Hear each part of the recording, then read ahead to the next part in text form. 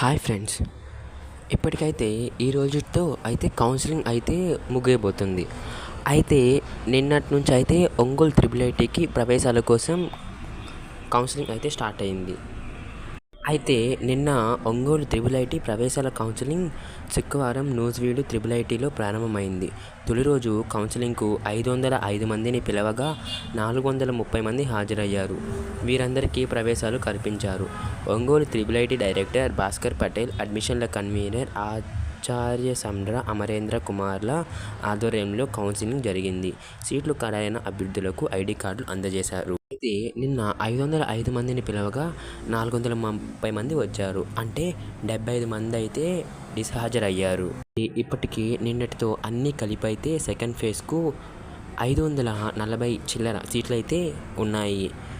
ఈ రోజుతో పాటు కలిపి ఎన్ని సీట్లు మిగులుతాయో, టోటల్గా సెకండ్ ఫేజ్కు ఎన్ని సీట్లు వస్తాయో రేపైతే తెలియజేస్తాను.